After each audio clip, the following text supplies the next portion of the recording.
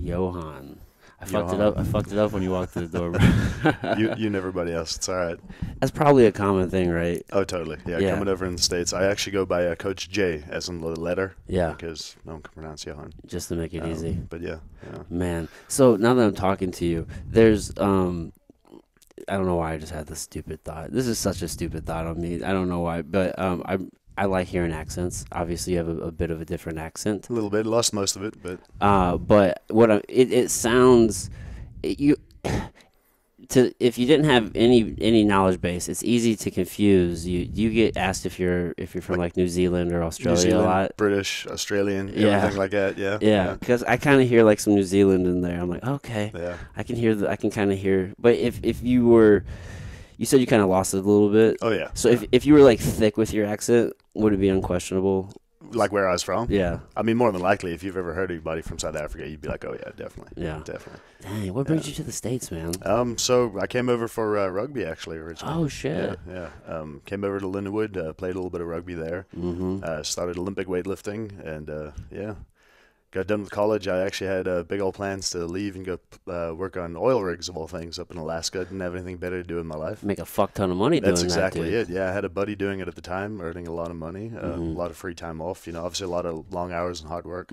But yeah, and then I ended up meeting my wife at the time, and yeah, got married and stayed, and yeah, now I got a business, 2 kids, and house out in O'Fallon, and Dang, you're a hard dude, bro. Oh, life just happened quick, man. Life just happened quick. I can just by the little bit of what you just told me, you're a hard motherfucker because. Oh, I don't know about all that, dude. Listen, first of all, you play rugby. That's crazy. I used to play football, and it's not good for your brain. Right. So football, yeah, I got a lot of concussion injuries and things like that. Right, but you guys are doing something pretty damn similar. So for sure. Without nearly as many pads. Yeah. So I had this discussion with someone just the other day, actually, someone that enjoyed football, right?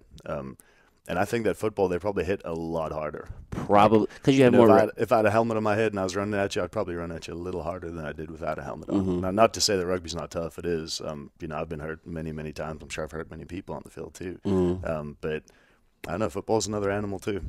Yeah, it is. There is that whole idea. If you have the protection, you might be a little bit more reckless. Oh, for sure. Yeah. However, I have seen these dudes on the rugby field. Yeah, hey, every sport has, right? I mean, the brain jiu-jitsu, is just. Yeah, right? I do jiu-jitsu. Right. Yeah. So to me, that's a crazy hardcore sport. You know Is what I it? mean? I think so. It can be. I think so. It can be. I mean, I've seen some pretty crazy rough dudes do that. So, yeah.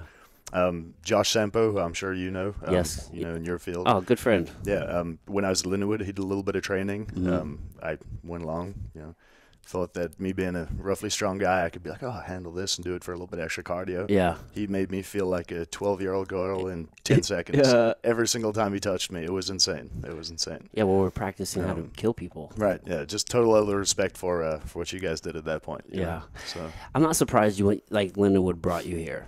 That school, because I also went to Lindenwood. Okay. Yeah, so it's funny you mentioned Josh Sampo. We met back in like 2006. I went there we were on the wrestling team together. Right. And he was a senior and I was a freshman. Oh wow. Yeah, wow. yeah. We didn't get off on the best of feet because he just being the older classman, he was like a team captain. Right. Needed to put you in your place. I thought he was an asshole.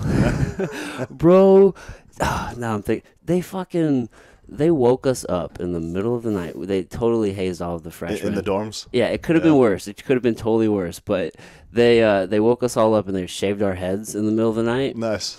And can't do that anymore, can you? No, you weren't supposed to do it then because I think at the time there was a big story in the news of some hazing. And I think it just went bad at some school. Yeah. And so it was just big in the news at the time. But, man, good times. It was innocent fun. All they did was it was so funny because I remember we just got done with a preseason, like, workout. And the coach was like, no hazing. And sure enough. Like that's exactly what they had planned after. that night. Yeah, some dudes fought. I'm like, dang, some dudes were fighters, bro. I just took it. My roommate opened the door. Yeah. And what am I going to do? He answered the door, and I'm like, all right, well, here we go, take guys. It. Here we're just gonna have to take this one. Nice, but nice. Dude, Lindenwood is just a melting pot. Oh, for sure, yeah. I mean, so many people. Just like I'm sure when you were there, they recruit from everywhere. Our rugby team at the time when I started it, whatnot. pretty much the entire team was foreign. I think we had maybe 2 or 3 guys from Colorado, and everyone else was foreign. Yeah. The soccer team was the same way. Yes. Every other team I'm sure was pretty similar. That school is what got me interested in the soccer and like rugby and just all of these other sports. Right, sports you never saw before. Oh my goodness. Synchronized swimming is something that I didn't even know was a sport, and they had people that went to the Olympics when I was at Lindenwood. I thought that was crazy. Right. But a lot of other exposure to sports you'd never ever known of. Right. They have a really good shooting team. Yeah, shooting team apparently won nationals, some crazy amount of times in a row, like 9-10 years or something like that in a row. Insane. Yeah, their weightlifting team that I joined as well is probably one of the only colleges that have a weightlifting team in the States. Yeah. So again, very, very big deal. Now, did they give you a scholarship to come? They did, yeah. So the way that they word it, though, is different, right? So they give you an athletic scholarship, but they word it as something else, and then they add in like a work and learn program and everything else like that. They're so good at that. Oh, yeah, so they can get a bunch of free work out of you is what I think it is. Yeah, there's that, and it's I think I know they've when did you go there? So 2011 is 2010, 2011, I think. Okay. That's when I went in. Okay, and you were there for how many years? 4 years. 4 years there for the 4 years. Okay, yeah, I graduated in 2010. Okay, so I was there right after. Right after me, so it probably didn't change a whole lot in that time. But when you were there, they were transitioning probably from the NAIA to the NCAA. To the NCAA, right? Yeah, it was just such a hustle for them at the NAIA level because you think it was like higher competition? I think that they were able to get a lot of really great athletes from like all over the world. Whereas with NCAA, they would rather have gone to a different school. Yeah, I don't think they had the same amount of leverage with money because I can see that. Because the scholarships weren't athletic scholarships; they were like a grant. Right. And then if you didn't even do your sport, then they took it away. Yeah. Well, at least whenever I was there, you still kept your grant. That was going to be what I said. Is the year after I left is actually they changed that up. When I stopped playing rugby, I still ended up getting my scholarship. Thank God. Yeah. But yes, I was allowed to weightlift and still keep the. So you're the last of that little wave. Exactly. Yeah. So I think people like me ended up messing with the system a little bit, not really playing the sport that they came there for, and it wasn't an athletic scholarship, so it wasn't really our fault. But I think they changed it after this. Yeah.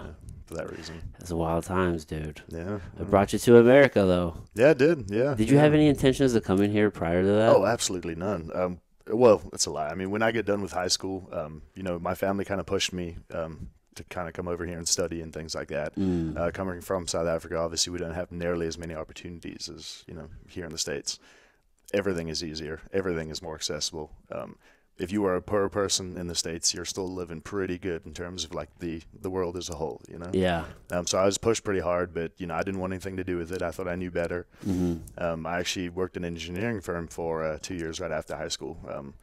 Be an engineer, make good money, and I hated it. I sat in front of a computer every day for 2 years and hated it. So I was like, hey, I'm going to do what I love, and started doing some personal training on the side. Quit my job, worked for a supplement company for a period of time. And really? Then I was like, hey, let's go study this. And exercise science at Lindenwood, and that's kind of what started that whole part of my life. Okay, so that's kind of the journey, like down you coaching and owning a gym. Right. Yeah. I mean, I've been into fitness and sports and things my entire life. But that kind of really, I guess, pushed me into doing it as a career and a job. Yeah. Which is something I would never have thought that I could do when I was younger and actually earn any money. Not that I earn money now. but yeah. You do what you love, though. Right. That's it. Right. That's it. Holy cow, dude. So how different is it in South Africa? Man, everyone asks me this question. Yeah, you probably hear I don't know how to even answer that because everything is different. What's a day like? So when you were so bear in mind it's been years since I've been back. Right? How long have you been here now? Changed. It's been 21 years? No, that's a lie. 11 years. 11 years. So a full decade. A lot changes in a decade. That's what I'm saying. Yeah, and you were still just a kid, right? Exactly. And the memory is such a weird thing, right? Oh yeah. So your memory of home. It's probably changed so much I wouldn't recognize it. Yeah. Yeah. And I mean, I think about things over here too. 2-3 years ago, I was a totally different person than I was now. You asked me 4 years ago, would I be in this situation? I'd be like, just no way, man, no way. Now things change and you're a different person. You grow up, you get different responsibilities, different things happen. Yeah. So yeah, who knows? The journey just continues. That's it. It's so unpredictable. Oh yeah, yeah. It's crazy. Yeah, I learn that more and more every year. I feel like. Yeah, you think you have control, and then you realize there's just a lot more you don't have control over. You just gotta kind of hang on and hope everything goes the way it's supposed to, right? Yeah. How do you respond? Yeah, but I think, a part of what I kind of wanted to get across by talking today too is what I do as a professional, what I kind of help people with, and how we respond to life in that sense. It does just happen to you. There's a lot of shit going on all the time, but we can help ourselves through that in a big way by, setting habits in place, being more disciplined, being more mindful and whatnot with people we're talking to, things like that, things that the gym has kind of taught me over a long period of time now. A lot of people are going through stuff, right? Mm-hmm. So yeah, I think if we just took a step back and realized that, yes, we are just hanging on. Yes, we are just kind of trying to get through life, but we can put certain things in place to help ourselves with that. If I decide to get up every day early, even though I don't want to, that might set me up and help me do something later on in the day that, it's going to help me out. That's going to make me get through my day a little bit better. So yeah, it does just happen to us, but we can fight back a little bit too. We can, put things in place. We can work through it. I think dealing with a lot of kids and things like that, that's a big thing that, like I say, training has taught me. So yeah, if there's anything I can maybe try and get across in my weird little words, it's that. So yeah. Yeah, dude, live intentional, right? I mean, right. To your point, yeah, we have there's a lot in the world you don't have control over, but there are things that you can control. Right, and even when you don't have control, but that's okay. It's. I need to try and find my words here, but it's like you're tougher than the obstacle. You know what I mean? There's always going to be something going on, but you can always just inch your way through it. Yeah. Inch by inch, it's a cinch. That's a good one. Inch by inch is a cinch because dude, it's a game of inches. Right. Dude, can I get you? Is it hot in here? I'm sweating like this all the time. you want me to get you something? If you don't mind. Yeah, I don't want awesome. you to be super uncomfortable. Give me a second. Let me get you like a towel or something. So, thank you. Yeah, no problem, bro. Brief intermission for sweat wipe down. Sweat wipe down. Are you a hairy guy? Are you just I'm a little hairy. Okay, because you got a manly beard, bro. I envy the beard. Yeah, so blessing in disguise, right? Yeah. Dude, I'm 34, and I can't really grow a beard. It's still pretty patchy. Yeah. You look like you belong on, like your face can go on like a package of something. Until I shave this off, and then I'll look like a complete baby, and like I'm 13 years old. For sure, so, that happened. But yeah, you belong. I don't know, something for like a sailor. Or a sailor, huh? Yeah, or like obviously a lumberjack, but just something rugged, dude. Yeah, well, thanks. You just got the look. Oh fuck, dude. Yeah, but like we were saying, man, you can totally live intentionally, and it sounds like you kind of went down this path because you were in a shitty ass job for a second. You realized that a little shitty job, and I mean, I don't want to say anything too much because everyone's going through stuff, but shitty everything, right?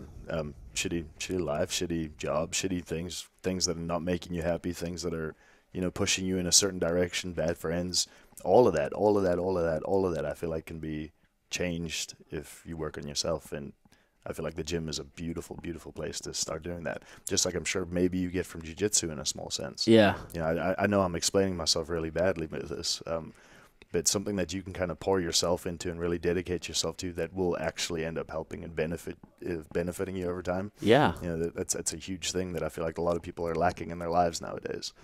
With the whole like social media, easy, convenient lifestyle that we have, no one works for anything. No one, challenges themselves every single day or ever, really. So when things pop up, when hard things happen, when we got to hold on to life, they're like, oh, fuck, I can't handle it, and they break. Yeah. Not saying that you are super tough or tougher than anyone else or I'm tougher than anyone else, but I think if you expose yourself to those things a little bit more often, you're maybe more capable of handling things, when they pop up in life. You know what I mean? Yeah, 100%.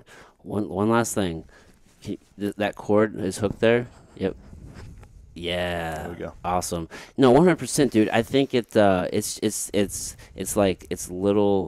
stress exposure. It's right. Just a little bit over time, just constantly making yourself do something hard, something stressful, something challenging, right? Right. And I think it sounds like for you and for me too, you learned that process in the gym. When did you first start like getting in the gym as a kid? I mean, I'm super young. I was an athlete my entire life. So, I mean, wrestling when I was, 10, 11, 12 probably. Okay. Swimming, cross country, all that kind of good stuff. Yeah. When the weight room come into play, though? So I think majorly when I was, I think, 15, 16, I had a pretty bad motorbike accident. And really? I broke my femur in my left leg. Wow. Actually, I had a titanium rod from my hip through to my knee. That was a huge injury for me. I couldn't walk for like 8 months afterwards. Told I would never run and play rugby again. And I was like, screw you guys. I'm going to hire a trainer. And yeah, put me in the gym. I actually didn't touch the gym for the first, few months. Put me in a little swimming pool and had to learn how to use my legs again and that type of thing. And that kind of really grew the gym love for me. Dude. Kind of had the little passionate bug bite, You say a little motorbike accident is what you just said. Yeah. A motorbike as in like a motorcycle? Motorcycle, yeah. Okay. Yeah. Just cool. Just to make sure that we're on the same page. Right. How fast were you going? So honestly, not fast at all. You don't have to go that fast. I was coming back from work and a car ended up plowing into me from the side, and that was the shitty part. Yeah. Shit, you got T-bone. So somebody hit you from the side. Yeah. Did they run like a red light or something? So yeah, they ran a red light. I was working on you know what Main Street is like in St. Charles? Mm-hmm. So in South Africa, in Durban, where I was at, they have a place called Florida Road, which is kind of a similar thing, a bunch of bars and things like that. Mm-hmm. And I was leaving work one night on my bike and went down the road, and the person, I guess, wasn't looking, was drunk, who knows? And took me out. So what's the so once that happens, what does that person? Like, in South Africa, it's crazy. Did they leave? Like, did they stay? Like, I don't remember anything at all from that night at all. I mean, I was did you very wake young up at the in the stage. hospital? I didn't wake up in the hospital. So I remember going over the hood of the car, and then laying down on the ground with my helmet on. And I was freaking out, and I wanted to get up and go check that the motorcycle was okay. Hey, is my bike okay? Is my bike okay? Okay. And a bunch of people obviously ran around me and forced me down. They're like, hey, dude, don't move. Your leg was kind of that way by your ear. I didn't realize that at the stage. I was in shock. Yeah, you don't know what's going on. Yeah, so right? I was kind of hanging out, just not really feeling too much. Wasn't painful. Wasn't anything like that. Yeah. And then loaded me in the ambulance. Got to the hospital. That was a little rough. That's when things obviously I was like, oh shit, this is going on. Yeah. But yeah. At the time, it was honestly just a lot more chilled than you would have thought it would have been. Yeah, so, you're just kind of just going through it, right? Yeah, I mean, luckily the body's amazing, and it just shut off all the pain. Pain receptors. Yeah. Yeah. Whoa! And then does somebody get hold of your parents at that moment, or how? Oh, I couldn't tell you. They had to, but you don't even know. So at this moment, you're in the hospital, and then you're just going along for the ride. Yeah, pretty much. You're probably they probably start giving you drugs and stuff too for pain. So shitty thing as well. Being in South Africa, I didn't have medical aid. We were, best financially off. So when they got me to the original hospital, it was a private hospital, and they were not allowed to treat me because I didn't have medical aid. So they didn't give me any drugs or anything like that, but they did set the leg straight without any anesthesia or drugs. Ooh. And then transported me through to a government hospital where I sat. Government hospitals in South Africa, maybe they've changed, who knows? But it was pretty shitty back then. Really? Yeah. Oh my goodness. So yeah, and that started the little love for fitness. So. Yeah, because you had to rehab and rebuild your body. Right. Yeah. How long was that process of rebuilding? Longer than I needed it to be. I mean, it was probably at least 8 months without being able to walk, and then getting into the swimming pool, like I said, and kind of kicking around and learning how to do things that way. Okay. But yeah, I mean, I was able to actually go and play rugby in college when I was 21. So 5 odd years after that. Yeah, you were just determined. So, yeah, I mean, hey, it's a part of my life. It's something that I didn't want to let go of. Right. Even the gym now, there's a lot of things that I probably shouldn't be doing, as far as like longevity and health of my body. With the leg being broken, I have a little bit of a hip shift because this leg's significantly shorter. Mm-hmm. So that kind of messes everything up, further up the chain in terms of when I'm doing squats and deadlifts and other kind of axially loaded movements. Right. But I don't care because I like it, but it also keeps the rest of your body strong. That's exactly it, and that's the benefit my argument. You know what I mean? Yeah, I think you're right. I think the benefit would outweigh it. Yeah, at least I think so. Up until this point, now who knows? Maybe when I'm 50 and I'm in a wheelchair, maybe I'll change my tune. But as far as right now, I feel like, and I believe very, very fully that your body is a very adaptable organism, and it'll adapt to the stresses placed on it. And if I want to do this, and if I stress my body in that way, it's going to go that way whether I want it to or not. Right. Yeah. So. And if you do it in a smart way, right, it'll adapt and it gets stronger. For sure. Right. Yeah, and that's again the big thing in the smart way about training and what I do. People have this weird kind of outlook from the outside to where it's all like hardcore heavy weights and this, but it's really not. It's a small stimulus. if you are a complete newbie and I can get you to get progress through one set, why are we going to do 10? Right. You know what I mean? Yeah. So yeah, just smart, just tiny little stimulus over time. If you do something forever, you're going to be that way. But yeah, I think there's this whole mentality in the health and fitness space of, especially with a lot of inexperienced trainers, where it's just no pain, no gain. They have the whole idea of they got to make all their clients feel throw up and puke. Yeah, they got to feel dead afterwards. Oh, did I kill you? Are you really sore the next?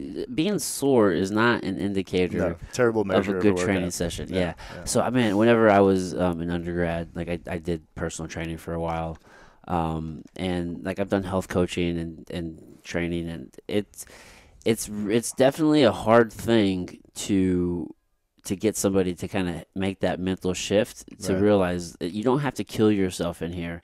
And then this is just something that we're doing now. Like this is a way of living. Like it's supposed to be an actual lifestyle. A lifestyle, exactly. It's not just we're just working for this goal and then we're done. There's two sides to that coin, though. I mean, there's some people, and I'm sure you, again, being in the jiu-jitsu side of things, you probably have a lot more. I call them sharks. You know what I mean? People that go and attack, their goals and things like that. You're probably surrounded by a lot more of those people to where they're wanting to do that extra work and you needing to slow them down. But there's the opposite side of the coin, too, with most people in the world now to where they just don't want to do anything at all. Yeah. You know what I mean? It's hard to get them to even try and do anything, not, slowing them down or anything like that. Yeah, so you'd be surprised. You get a lot of that in jiu-jitsu, too. Well, oh, really? Well, because here's the thing. As a whole, there are just a lot of people who get super excited, and then they'll just dive headfirst into it. And jiu-jitsu is a super long journey if you are trying to actually be good at it. Get really good at it and progress. And a lot of people start off just like with anything in fitness. They'll have just so much excitement, and they'll just go headfirst, and they'll want to do it 2-3 times a day and all this stuff. And then they realize, like, oh man, this takes a long time to get really good at. And then people just start like falling off. So you see a lot of that, but then you'll see people who they'll be in and out throughout the years. Like they'll be really hot for a little bit, and then they'll be really cold, and but I mean for sure. I feel like it's like that with kind of everything, though. Yeah, exactly. I think I don't think jiu-jitsu is really any different than most things. I just would have assumed, sometimes you see things more generally. People will, have this kind of mindset with this kind of sport, like. I feel like with the wrestlers that I worked at at Lindenwood for a while, with their strength conditioning team or department, they were monsters. They didn't want to slow down. They needed to be almost told to slow down and pull back a little bit. Yes. And most people are just not built like that. No, they aren't. So. And they do exist in the jiu-jitsu space. I think a great example of that is actually there's a team, it's Pedigo Submission Fighting, Daisy Fresh. It's ironic because at the moment they are probably the most popular jiu-jitsu team like in the world right now. Yeah. And they're an affiliate, like they're part of like the umbrella that I'm under. So like I've known those guys forever, and in the jiu-jitsu space, they train a lot harder than most people do, because if you're talking about like high level competitive jiu-jitsu people, for sure there's a lot of those people who are just training hard and going, but that's like a smaller group when you're talking about the whole thing.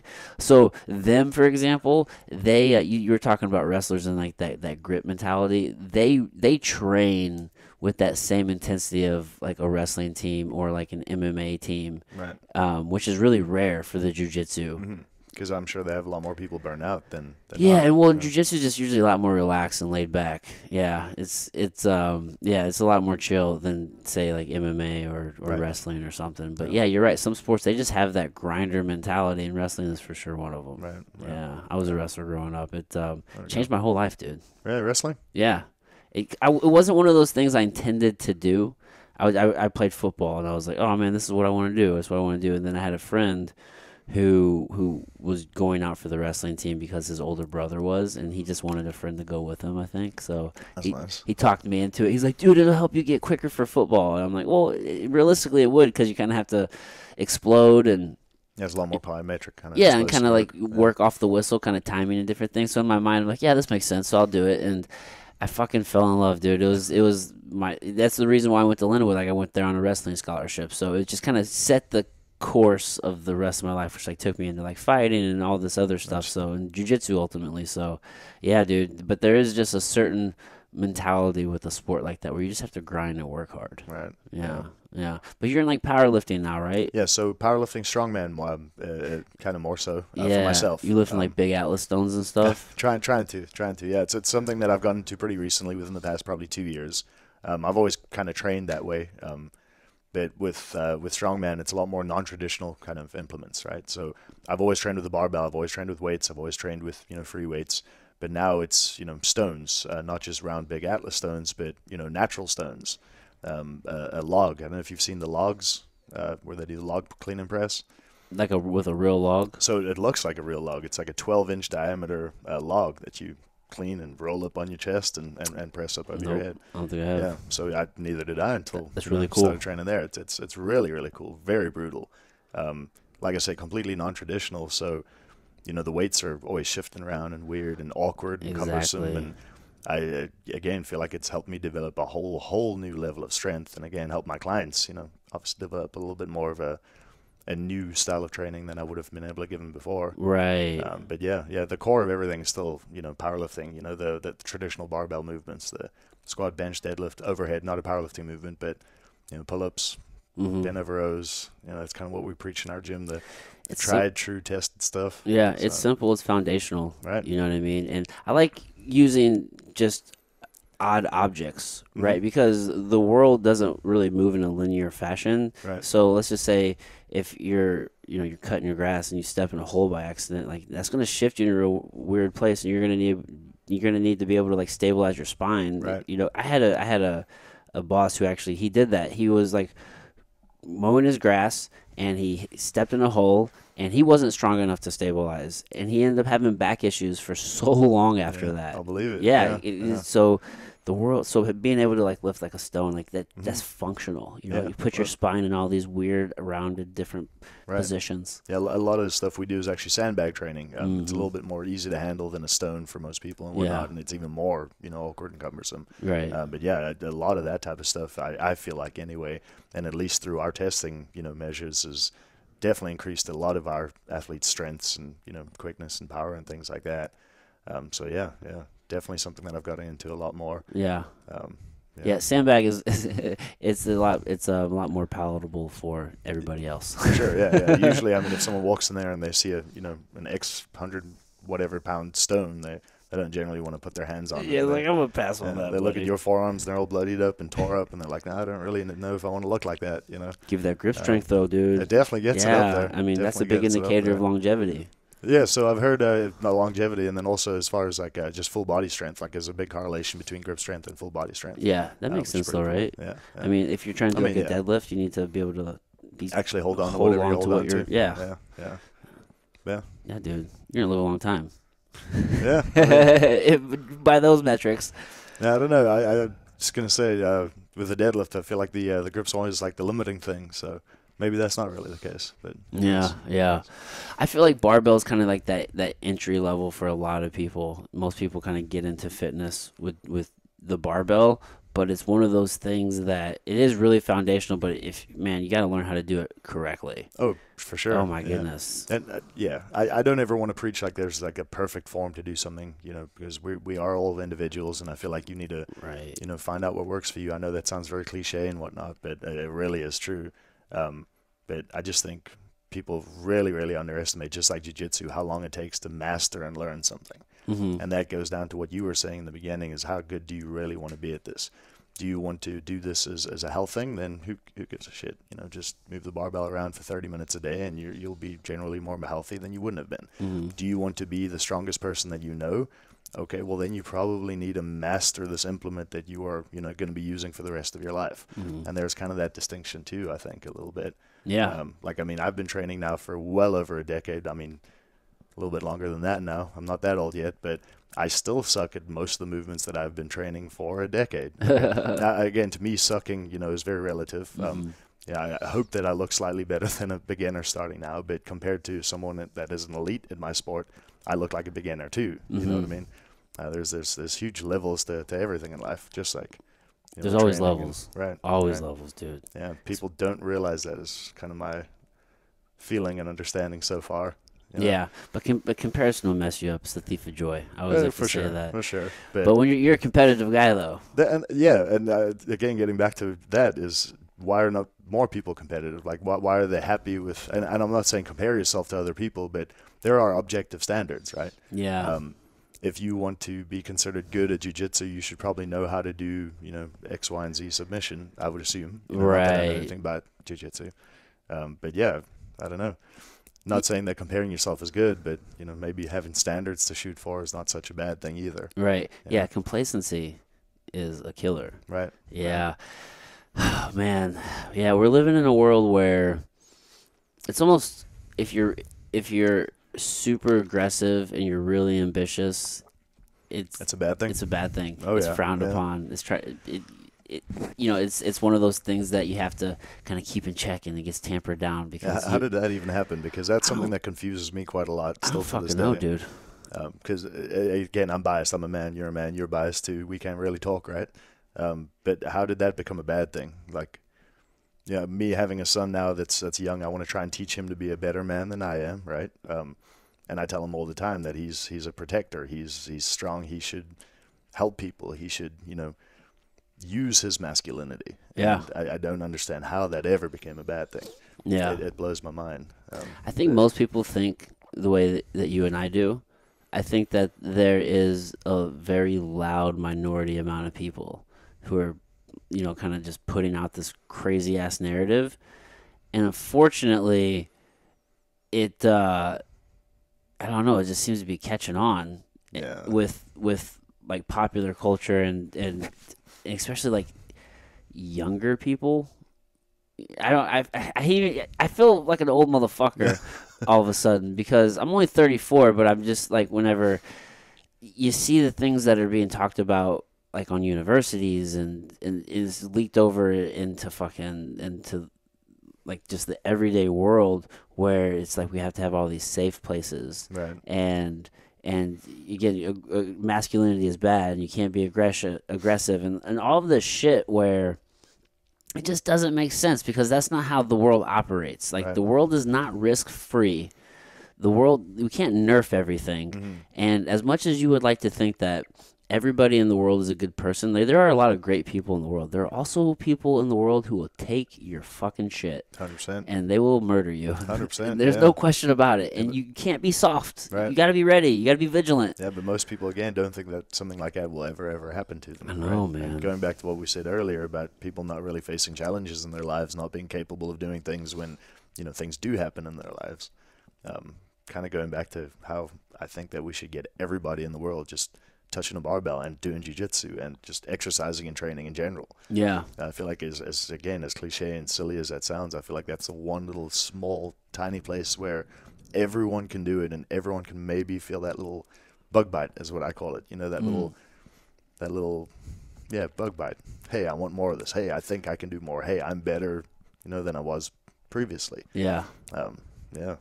The weird thing about when you're trying to like be better and get healthy, especially if you're trying to get healthy, because there's a massive amount of people, like just general population of people, who just want to feel better and they just want to move well, but they don't know how bad that they're feeling. That's the thing. The human body is just so adaptive and so magnificent in that you can just give it Coke and processed food every day, and it'll still live and operate. And you think that you're fucking fine. You think that you're normal, but people don't know how good that they can feel until they feel it. Right, until they actually make the changes. Yeah, and then once you do, man, they just don't know what they're missing, bro. Yeah, but I don't know what the tough thing is there for people. But again, how simple is it? Like, not simple as in, willpower simple, but simple as in writing on a piece of paper equation simple.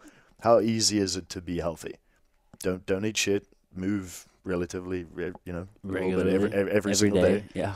Get enough sleep, and that's kind of it. Maybe you step outside, get some sunlight. Drink some water. Those things are not difficult to do at all, but nobody does them consistently. There's not very many people. Yeah, we don't talk about that kind of stuff anymore. Even I would even throw in there like maybe just have some quiet time. Right, for sure. Some just quiet time by yourself. Yeah, breathe. Yeah, just like focus. So many people are shallow breathers. Yeah. Me. Dude, I'm constantly breathing through my nose as much as I possibly can. Yeah. I'm telling clients every single day to breathe into your belly and, fill it up and brace. And I'm sitting here breathing through my chest and my nose. Yeah, just all the way through, just all the way in there. Yeah, man. It's not simple. I think most people know what to do, but it's just overcoming that resistance. Right. But what is the resistance? What is that? What is that? That is a good question. Because that is, again, what I do. I mean, I'm a gym owner. My big goal in life is to get people in and, hopefully feeling a little bit better physically with their bodies. And it's so much harder than people think it needs to be. I mean, like I said, the formula is easy. I mean, I can get anyone stronger. I can get anyone in shape. But are they willing to do what, it takes? Right. And I don't know what the roadblock is for most people. Is it really that hard to get up in the morning? Is it really that hard to drink water instead of soda? Is it really that hard not to go out and party and drink beers, every single night? Yeah. Obviously it is for a lot of people, but yeah. Well, dude, have you gone down the rabbit hole of like studying like the gut microbiome and a little bit. I mean, but I know there's a lot of like pretty pathetic bad science to that too.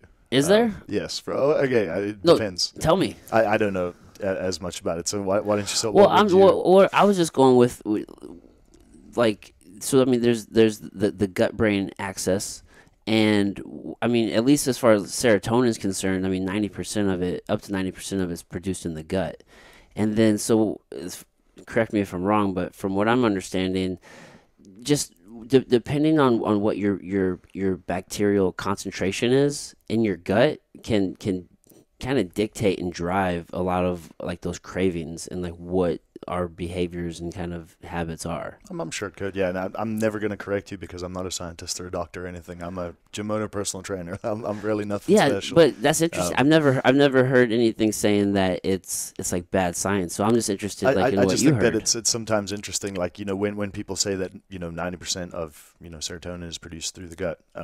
I think that, that's maybe something that we saw, scrolling through Instagram once or twice and then just repeated that so many times that we think that it's fact. I think that if we delved into that, just that statement alone there, you'd probably find, many, many different theories on, on serotonin production maybe, or how much. Maybe. Yeah. Just saying. For sure. Maybe. It's definitely not for sure 90%, right? I've seen everything from like 65 up to 90%. Yeah. Yeah, so, but no, you're right. Your point, I guess, is just, being healthy and taking in. Yeah, just being healthy, like what you eat. Yeah, I don't think I could ever argue with that. Yeah, because, I mean, there is bacteria in our gut, and then what we eat feeds or starves that bacteria, right? So it's just, feeding the good and not Very feeding the bad. Good pre and probiotics and right? yogurts and things like that. Yeah, so my only real point was whenever you get out of balance, right, and you have, let's just say, more bad bacteria than good, or bacteria that's feeding on like a lot of carbs, or that's probably driving behavior where you're like reaching for that fucking bag of chips when you're not even thinking about it. Maybe. But that goes back to kind of what I was saying in the beginning. Like, you're always going to have these impulses and drives. Like, I'm always going to want to, I don't know, do something stupid and dumb because it feels good. Yeah. But I know better. Yeah, you're right. At least you should. That's where the willpower comes in, right? Right. So it's like, that's whenever we all meet that moment, we have a choice. Are you just going to let this little driver, this biological driver, dictate everything? Right. Because that's the dilemma most people, they do. Like, what feels good? Right. When they do that. What's easy? Sure. The path of least resistance. Yeah. I know. It's not an excuse. You shouldn't do that. Right. But most people do. Yeah. Fuck, dude. Do you use, like, kettlebells and shit? Yeah, I mean, I try and use a little bit of everything. I really, really do. I've gone through every little phase in this fitness industry already. I started off bodybuilding, powerlifting for a decent amount of time, a little bit of strongman, a little bit of Olympic weightlifting. Yeah. I don't think either is better than either. I think all of them can be used at different points in time for different people. Mm-hmm. So, yeah, I try and use a little bit of everything. I'm not a kettlebell master. I don't do kettlebell flows and things like that, but do a lot of kettlebell swings, do a lot of presses with kettlebells. Yeah. That's like a real, at least from like a strength standpoint, you can get a lot done with the kettlebell. For sure. But again, and I'm not being argumentative or anything at all, but my big argument toward kettlebells is the load stimulus.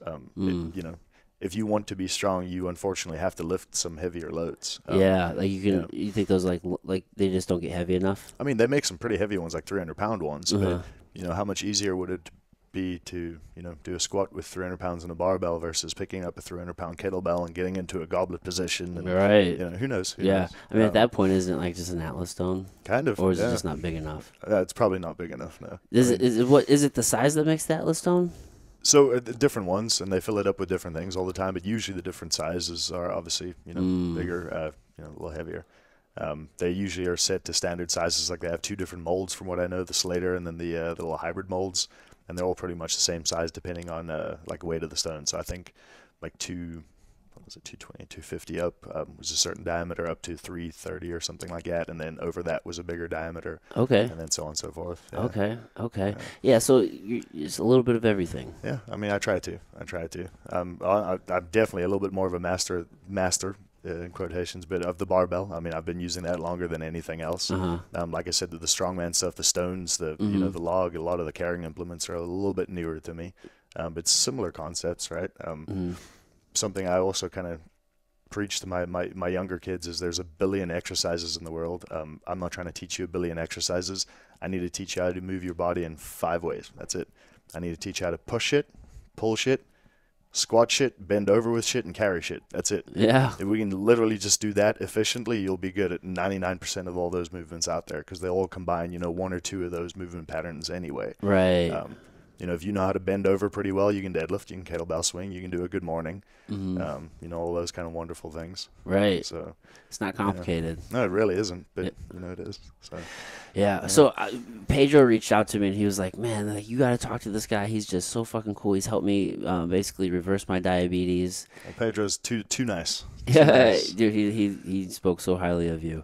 And but it's not complicated stuff to your point. No, it's not. Yeah. And again, kind of what I said to Pedro, when he came to me, I was a friend of his from Lindenwood, so it's not like he reached me out or anything like that. But yeah, he had a pretty bad spot in his life with diabetes and health and things like that. And he's a massive human. He's a huge human. Oh my goodness. Talking about the log, he did something with that I don't think is like humanly possible, but he did it. Really? Yeah, he's that strong. But yeah, I told him the same thing I tell everyone. It's like, hey, come into the gym. Don't even worry about what you're doing. I wrote him a program, but don't worry what you're doing. Just come in here 3-4 days a week. Move around, get your body moving, eat a little bit better at home, cut out the alcohol, do that, see how it goes. And then all of a sudden, hey, man, this is going well, this is going well. A few months after that, hey, man, this is doing well. And he's been doing it for, since we talked 7-8 months ago, and he's just looking better and better every single month. Yeah. And again, that's the secret, right? Just don't eat shit, move every day, get enough sleep, make sure you get some family time and some quiet time, like you said. And yeah, if you can build habits into your life that you consistently do those things, I feel like you're going to be a pretty healthy, successful-ish individual or whatever it is that you're doing. Yeah.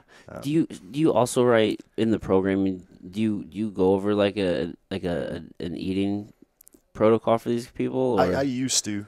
For friends and things like Pedro, sometimes I'll have suggestions and things like that, and I've written them diets in the past, but I don't do that anymore. Yeah. One, I don't think that anyone has ever followed a diet that I've given them ever. And again, most of the times, they don't need like a strict, hey, you need to eat this, this, this, and this, and this. Right. They need a, hey, what are you eating right now? Let's make this a little bit better. Are you having a McDonald's sandwich for breakfast? Okay, let's cut that out. Have it for lunch and dinner. I don't give a shit. But how about for breakfast for 1 week? Let's do eggs and oats or something like that. You know what I mean? Let's make just that one change. Right. And then, hey, all of a sudden, I'm feeling better. I have better energy. Let's do it for 2 meals now. Now they're still getting their McDonald's once a day or twice a day or whatever it happens to be. Yeah. But they've made one little tiny change that, is going to be sustainable, that they can keep doing for the rest of their life. And 6 months from our initial talk, they've completely changed the way they do things. They look completely differently. They feel completely differently. They didn't even feel it. Yeah. It wasn't hard. It was easy. Yeah. Just a little bit at a time. Right. Yeah. Minimum effective dose is what Mike Israetel is a pretty well-established guy in the industry, is what something he talks about. Okay. Minimum effective dose. Give your client or your trainer or whatever it is, the person you're working with, the minimum effective dose that they need to change. It's not going to be too stressful. They will be changing and adapting to it. And like I said, it's easy, It's the whole patience thing. Right. Yeah. What's your diet like? It depends. I mean, right now, honestly, like I said, we've recently had our 2 kids, so things have definitely been less routine than they used to for me in the past. You just eat what you can. Yeah. I mean, I came from a bodybuilding background to where I knew what time of the day it was by what meal I was eating, you know. I knew how much grams of everything per meal. Now, I don't know. I don't know if I'm getting enough protein. I don't know if I'm getting enough meals. I couldn't tell you. You're just getting by. I haven't tracked or measured a food in probably a good 2 years now. Oh, really?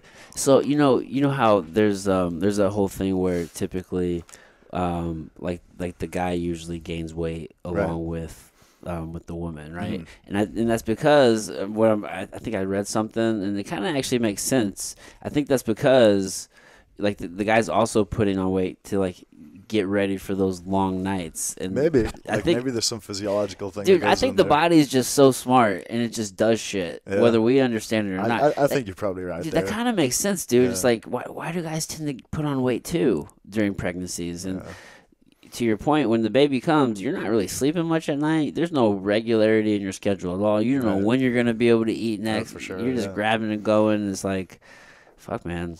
Your body just knows your body's ready for the chaos. Yeah, I mean, there's got to be something that gets you ready for that. It's just so wouldn't smart. have survived this far. Dude, it's just so smart. We don't even understand everything. We think we do. The hubris of humans. Oh, I definitely don't think we know anything at all. At all, bro. I think we've scratched the little surface. You know? Just barely scratched it. Yeah. Barely.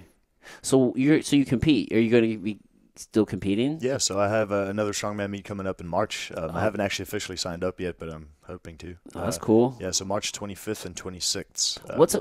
What's the competition setting look like? Like when you go to an event, like what's that day look like? So Strongman is pretty cool because it's always different. Depending on the individual gym that is setting up the event or the competition, it'll be based on their rules.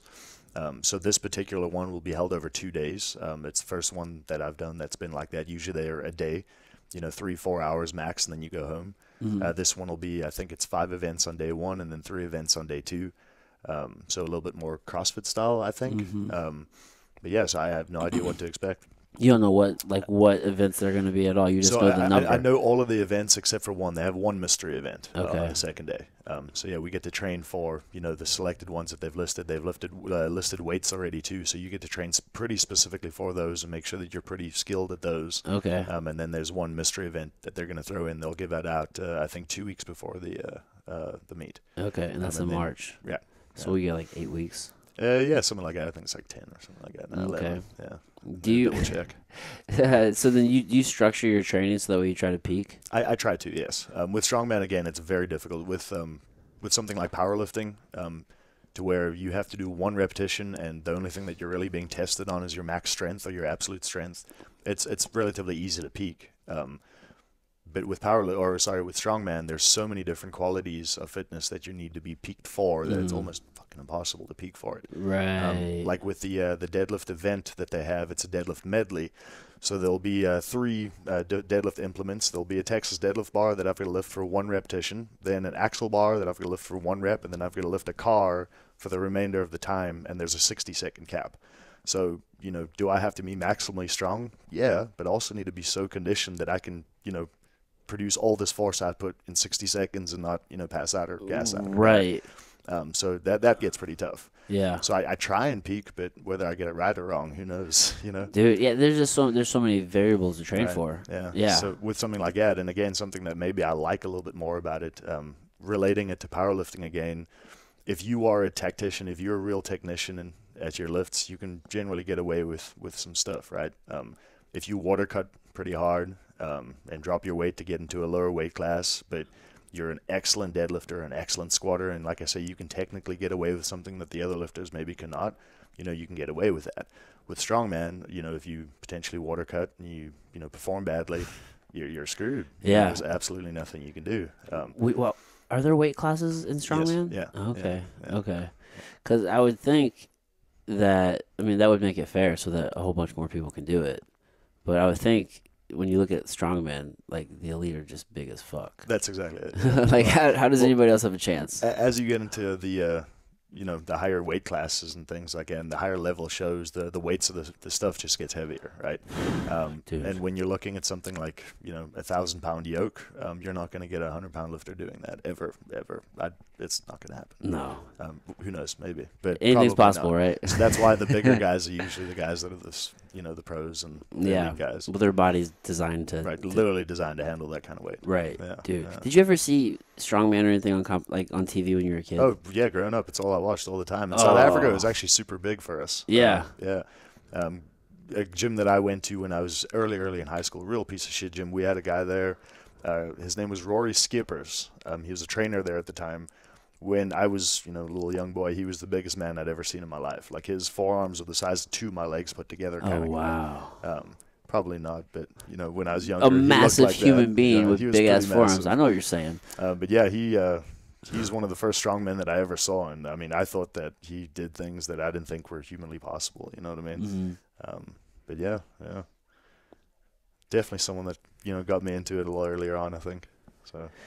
Dude, I can remember sometimes staying home from school and turning on like ESPN or something. They'd have strongman competitions. They'd always have the reruns going on. Yeah, they'd always have them, dude. I could just watch those for hours. And it was always, I always noticed, that was one of the things that stuck out to me. It was the competitive field was mostly from everywhere else in the world. There's like maybe one or two Americans. Right. And then it was just the rest of the world. I'm just like, damn, man. Yeah. These dudes are beasts, lifting fucking tractor trailers and semis and just all the shit. Yeah, I mean, there's some freaks out there. But there's something to do with that, too, though. And the States is definitely changing. They're competing a lot at a higher level. But I think if you look at some of these places like Russia or China and things like that, they've been doing the sport that they are in now since they were, 6, 7, 8 years old. And that's just all they've been doing their whole lives. Yeah. That's why they're so incredibly good at it. And then, we have people here in the States that go through high school and play some football, maybe do some wrestling, maybe do this, and then mid-20s, they're like, hey, I want to be a strongman. And by that point, it's too late, man. It's too late. It's just too late. There's some dude in Iceland who's been training forever. Right, yeah. He was literally bred for this. So, it's hard people, man. Yeah. It's a hard world out there. Yeah, for all of us, though. Yeah. It's all perspective. Some places are harder than others. There's no arguing. I definitely think you're right there. But hey, everyone's going through their shit. Everyone thinks that their problems are their biggest problems in the world. So. Yeah. Well, it's all relative, right? Because I guess the worst thing that's ever happened to you is the worst thing that's ever happened to you. Right. Yeah. And you can't relate to anyone else that's gone through anything better or worse because you can't relate because you didn't go through it. Yeah, but sometimes I'm like, man, that's not shit. I don't care if it's the worst. I think that too sometimes. I'm not gonna lie. You better fix the way you're looking at shit. As I'm getting a little older in my life, and I'm still a young boy, at least I see myself as that. But as I'm getting a little older, I'm really trying to put myself into other people's shoes a little bit more often in life. Trying to see their perspectives a little bit more. And I still think sometimes like, you're just a soft whatever, but.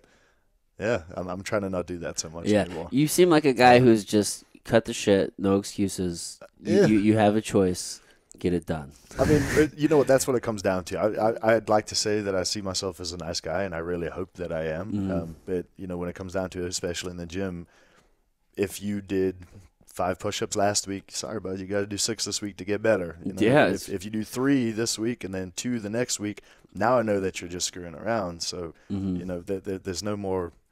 You know what I mean? It's not about being nice or not nice. It's about, hey, this is going to get your results, and this is what you're paying me for. So, it's holding the line, right? And it's making yourself uncomfortable, and always willing to like lean into that discomfort. Right. Yeah, man. Because the conversations we have with ourselves, it's easy to negotiate your way out of some shit. It is. That's why I've learned as well. Don't have conversations with yourself. Don't set a snooze. Don't even give yourself that option, because I'll take the easy option every time if I give myself it. It's true. That's true. We're just creatures of comfort. Right. Yeah. Creatures of habit and comfort. All of us are, for sure. Yeah, man. Is it difficult to try to get people to change their habits? Oh, incredibly. How do you like to go about trying to do that? See, I like working with younger kids. It's where I feel like I can make the biggest impact. Okay. Again, I'm not trying to sell myself as the world's best trainer, but I have been doing this for a decent amount of time, and I do feel like I know, roughly speaking, what works and what doesn't. And when you look at the high school age, populace right now, they're being trained by their moms and dads or maybe the football coach, and they don't always have the best knowledge and experience and things like that. So, right. Yeah, kind of making more of my impact in that. Yeah. You drop knowledge on them. You just as you're talking, just in conversations with the kids, just drop a little wisdom. I try to a little bit. Yeah. Whether they listen to me or not, who knows? That's the question, right? But yeah. Oh my goodness. Are you a reader? I like to read. I don't read nearly as much now since the kids obviously have come around into our lives. Not that I'm blaming them, but yeah, I like to read. I just haven't read nearly as much as I should have in recent years. Podcasts? Podcasts I listen to quite a lot. Okay. Yeah, I mean, I'm usually a little earlier before my clients. I'm a little bit of an early bird, so when I'm setting up before clients for the gym and things, I'll usually have a podcast running, something along the lines. What are some of your go-tos? Joe Rogan's probably one of my go-tos. I mean, I listen to him quite a lot just because he interviews everybody, right? Everybody. So if there's anything that you are relatively interested in, he's probably interviewed someone that's, an expert in that field or has done it for a period of time or, So. Yeah, and there's always open discourse, right? Right. So you know that you're kind of getting like an honest assessment. Usually. At least you'd like to think, yeah. As honest as you can try to get, right? I mean, shit. You'd like to think. There's sometimes I know when he's like selling shit though. I'm like, oh, you think so? Yeah, for sure. Yeah. There's one time he had this guy on, and they opened the show immediately using this machine. It's like one of those little massage guns, the Tim Tam. Oh yeah. And it's for sure because the guest, he's like a real famous like MMA trainer. I can't think of his name, like Faraz or something like that. Used to train George St. Pierre. Oh no. And so he was in, and he like brought this thing. And, of course, they sold a shit ton because it was on Joe Rogan. Right, yeah. And as soon as because I fucking ordered one. And, but when you ordered them, they were on back order. So you could tell what happened was Faraz was like, hey, man, can we talk about this on there? And Joe's like, of course, you're my friend. And then they sold all of this shit. And then he went and ordered probably the inventory. He just made a crap ton of money out of it. Yeah, exactly, without having to, like, actually put anything spend any money up front on inventory and stuff. So I'm like, oh, okay, that was a move. You're helping your friend right there, Joe, to sell some shit. Sure. So he was like, this is just so great. And honestly, it is good. There's a lot of good ones, but that's the only time he's ever talked about it. And it was literally probably just to help his friends. Well, it's like you said. Hopefully, he's being honest, and like you said, it's not a bad product. So I got it. It wasn't the bad product. I mean, but there's just so many of those products. Just the fitness industry is just riddled with those things. It's a sham right now. It really is. And something I said earlier, like I believe in the traditional movements, especially the younger kids and things like that. There's so much just crazy stuff in the fitness world right now too. Like the crazier I feel like you can make an exercise look, the more you can sell it to people nowadays. Mm-hmm. And my question is there, like, what is that working? Like, if you cannot do a strict pull-up, but you're going to teach someone to noodle around and do a muscle-up, kipping something up onto a bar, no offense, CrossFit, but what are you actually getting better at there besides just the skill of that movement? Right. But, yeah. Yeah, I'm always a little conflicted on CrossFit. Not really, because I don't like it at all, but the confliction comes in where I think it has brought a really like cool like community piece for sure that people can kind of latch onto and get into fitness where otherwise maybe they wouldn't. Right. So I do like that aspect. Definitely. But that's it. Yeah, I mean, I definitely can't dog on CrossFit or anything for that matter. I mean, if you look at the general population, we don't move enough as it is. Right. So anything you can do to move, whatever it is probably better than nothing. That's true, but the problem is when you start putting Olympic movements on these general population people without... So that's a big problem for sure. You end up hurting people and getting injuries and things like that. But my thing, again, from the training kind of gym owner perspective, you are selling someone a service, right? Mm-hmm. If you are selling someone a service that, you didn't take any time to think of, is not science-based or research-based or anything, you just picked a bunch of movements out of a hat and threw a bunch of sets and exercises onto a whiteboard, yes, you're getting people moving, but you are now selling the same service that someone else who has, gone to school for this, has dedicated 20 years of their life to this, that has competed in this for 30 years, who knows, now you're the same as that person. And I feel like that's kind of one of the biggest issues that the fitness industry is having right now. Mm-hmm.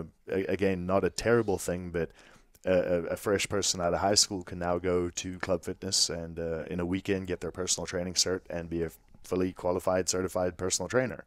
That doesn't mean anything, right? That doesn't mean anything at all. Yes, they're probably helping people move a little bit more. Yes, they're probably getting more people in the gym and active and that type of thing. But what experience, what skill, what anything are they really teaching or helping people with? You know what I mean? Oh, yeah.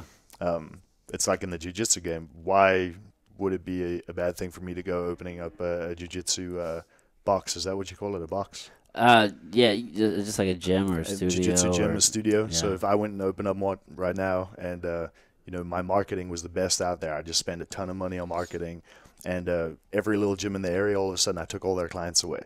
That would be good because I'm getting more people doing jiu-jitsu and, having exercise. But what about these guys that have dedicated all their lives to this?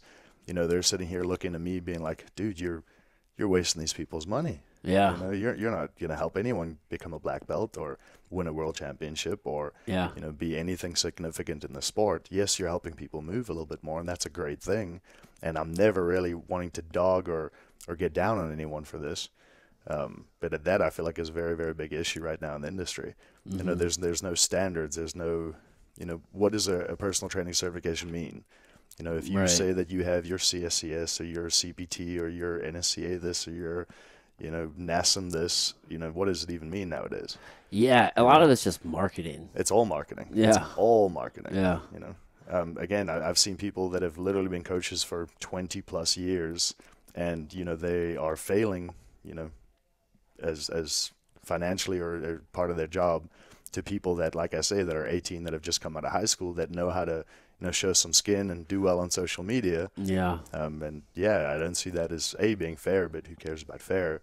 But I see that as being a very big issue in the industry as a whole right now. Yeah. Who do you know who to believe? If you're both certified trainers, why is your opinion better than mine?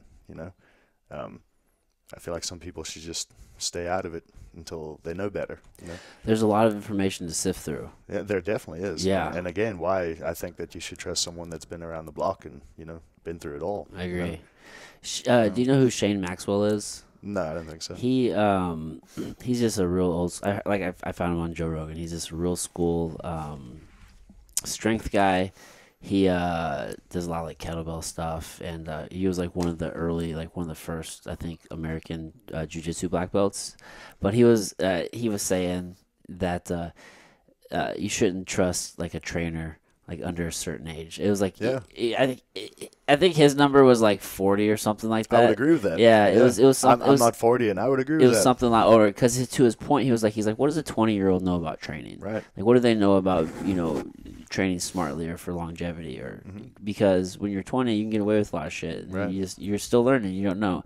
I can remember whenever I was like a 20-year-old trainer, I didn't know shit. Oh yeah. And I'm 34, and like health and fitness is like I've always just for my own personal, just for me, I've always just continuously like learned and kind of been in the space as far as just trying to keep up with the information the best I can. Right. Because you have to, yeah. Yeah, and I know substantially more now, and I have a lot less ego now. Like if I were training people, I know I'd be a lot better now, and then I can, if I try to like put that forward, like somebody who's 40 who's been training for a long time, they've seen so many different things, they've dealt with so many, they've gone through all the fucking fads. Like it's time tested and true.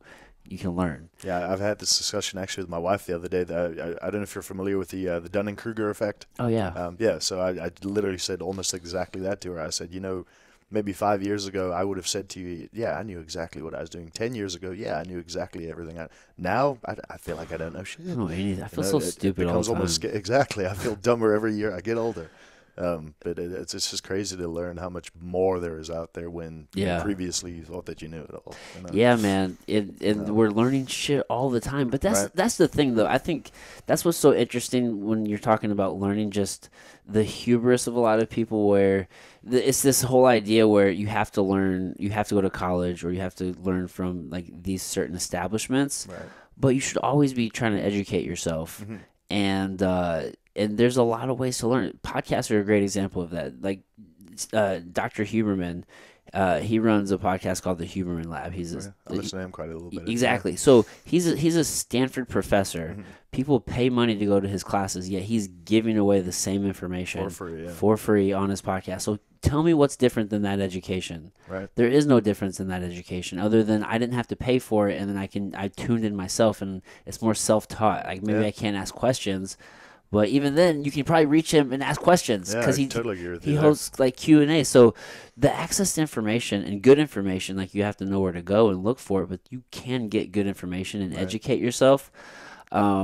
It's just, yeah, I don't know, man. So just the idea that, oh my God, like you have this certification or you got a degree in this one thing, and then that's it. Like that's the most important thing. But meanwhile, there's this other person who's been in the industry for like 20 years. Maybe they don't have all those certifications or even like a fancy degree, but they've been doing it and time tested, and they've been educating themselves. And so through books and, through trial and error and through podcasts, so all these things. Yeah, ideally, I'm sure you'd want a little bit of both, but for sure. But I'm just saying, feel like those other people just get discredited straight away. It's just the rigid thinking about it, right? Don't be so rigid. Like there's some nuance here. For sure. Yeah, for sure. man. Yeah, just like with everything else in life. Yeah. I think we're seeing a lot of that. There's just obviously everything with like COVID, right? Like we don't have to go down this whole path, but it's just you always hear the thing like follow the science, and you can only trust certain sources. And it's like, listen, there's a lot of conversations to have. It doesn't have to be just this one way of thinking it, and we tend to have that mentality about a lot of things. Well, again, people that say, and maybe not all people, and I'm generalizing and I shouldn't, but people that say follow the science or hey, listen to this, research or science or study. They take one study or one research article or one thing that supports their argument, and they say, hey, look at this. This is the Bible. This is truth. Right. Meanwhile, in that same, area of research, there's probably, several contradicting, studies out there. But, they'll exclude those. Yeah. That's unfortunately not how science works, right? Science, you take all of these studies, you take all of these different things, and you put them together, and you see what the generalization is. Not everything, works for everybody. Right. Like we're seeing with COVID, some people are getting incredibly sick. Some people are not feeling anything at all. Yeah. How are you supposed to generalize that for an entire populace? You can't do it. You can't do it. It's in like anecdotal evidence doesn't matter like at all. Like why can't we take that into any sort of account? Well, again, I think that you should take it into account, but you can't because you're trying to make rules for everybody, right? Yeah. And if I'm trying to make rules for everybody, then you don't matter. Yeah. Yeah, exactly. Well, yeah, I just think even just on the individual, just as you're trying to figure out the world and take things in, it's like, hey man, there's a lot of sources of information. It's not just this one source is the Bible. For sure. To your point, it's like, man, dude, we get so rigid in the way we fucking think. Right. I went on a tangent there, but it applies to the fitness space and people when they're choosing coaches or anything. It's like, man, you're like, oh, I see the NASM certification. Right. And I see just that, nothing else. And I see you're working at this gym. It's like, all right, well, there's a lot of you don't need all the fancy equipment, and you don't need all of the certifications either. Yeah, sometimes you need none of that. In the strongman realm, someone that's won, I think, past 3 years now, except for last year. That's a lie. Martin's was last year, but the Russian Alexei Novikov. Complete freak of a human being. But if you look at any of his training videos and where it is he trains with equipment that you wouldn't want to train with here. Really? It's terrible. Rusted little shitty weights and mismatch bars and nothing sexy. Oh, absolutely nothing at all. But hey, he's the best in the world. Novikov. Yeah. Novikov. KOV. Okay. Strongman? Should I put that in? Or maybe. I'm not very good at the Google. Well, that's another thing I'm kind of realizing in this little fitness world is... How do you spell his first name? Alexei. Alexie, I believe. But I don't think anyone actually cares about the fitness world, No, they don't. People don't care about that. No, I mean... Which is this guy right here? Nope. No? Oh, yeah. Namiko. It's probably the accent. Oh, did I fuck it up? No. I fucked it up. Okay. He looks like a savage. Oh, yeah. Holy shit, he's like bending this bar. The bar just bending. Is this overkill? What is this right here? What is that? So that is that looks like an 18-inch deadlift, or a silver dollar deadlift is what they call it. Those are massive. Yeah. So have you ever seen the big wagon wheels that they sometimes lift with? Yeah. So in strongman, depending on the competition, there'll be different variations of the deadlift. So they won't always have to be from the floor. Sometimes the deadlift is from 15 inches or 18 inches or okay. So you gotta be strong all the way through the movement. Again, something that I really love about it. Yeah. Holy shit! It's not just like I say, like powerlifting. You gotta get good at lifting on calibrated plates on a power bar off of the floor, you know. Who thinks of these events, dude? You tell me. Some of them are crazy. Some of them are crazy. Someone's just sitting back like, how can we... Yeah, how can we hurt those people? Yeah, how can we break somebody today? Yeah. And that's what they do, and then they put you through it, and you guys like, sign me up. Yeah. I'm there. So the pro guys are actually busy getting ready, and it looks like they have an event to where there's going to be a stone to shoulder. So from the floor, they're going to pick this thing up, roll it along their bodies, and then put the stone over here and, you know, make sure you balanced it. And a guy just put out a video of him doing it with a 433-pound stone, which is, I mean, it's bananas. How does most people can't pick that up on a barbell, never mind rolling it on an awkward stone and popping it up on your shoulder. Holding it up here. It's a whole other level Just of all this pressure on that joint. Yeah. I don't know how his bicep or his shoulder or anything handles it, really. Holy cow. How big is this human? Yeah, so he's a pro-level guy. So, I mean, he's probably, 6'9", 6'10", Icelandic and huge. Golly. What level are you at? Me and I'm not at a good level. So I'm short. I'm 5'10", 5'11" on a good day. Don't be hard on yourself. That automatically disqualifies me from any pro level strongman. You gotta be at least 6'5". Yeah, I'm 6'5" and Icelandic. Yeah. Fuck, dude. Because those guys don't have sunlight, and so they just train all year long. That's it. Yeah. They're just inside. Just training. Yeah. It's cold outside. Yeah, I mean, hey. It's just hard. There's got to be a reason that they're hard as hell, and that's got to be one of them. Dude, so. What's the weather like in? It's such a silly question, right? South Africa. I almost said Australia. It's South Africa. It's good. I mean, it's warm year round. I never saw the snow until I came over here. Okay. So yeah, so it's different than like. Oh yeah. Here in middle the of winter, I could have gone into the beach and swam if I wanted to. So okay. Yeah. It was nice. Yeah. So you'd be like, it'd be more like a southern part of the United States. Kind of like Florida without the humidity. The United States is interesting because it's so different. I mean, this is one country, but you can go from one end to the other and get completely different weathers and climates. It's just so vast. It's so interesting. Except for Missouri, where you get everything all in one day. All in one day. Yeah. All in one day, dude. Yeah, that's so interesting that you landed in Missouri. Oh yeah, I mean it was just Lindenwood again. Yeah. Then with their recruiting. Originally, I had plans to go to UCF in Florida. Okay. And play for their rugby team there because they had a pretty decent rugby team at the time that I was coming over, and Lindenwood offered me more money. So if it wasn't for that, I would never have known this place existed. You'd probably be in Florida right now. Probably. Yeah. Florida sucks, bro. I hated Florida. Yeah, that place sucks. I've been down there a couple times. I'm not a big fan. You know, man, I always talk shit on Florida. I really don't like it. No, neither do I. I feel like people are a little interesting. I feel like the water was weird every time I've been down there. Oh, really? Yeah, it's an interesting place. Dude, it's a fucking swamp. Yeah, it's literally what it is. Literally, I'm not trying to be. It is. There are alligators and massive insects and fucking boa constrictors. Yeah, and just huge iguanas. I learned last time we were down there. Dude, so, I'm just not about that. I'm not about any of that. And you will, without a doubt, get hit by a hurricane. It's not if, it will happen at some point or not. Every year.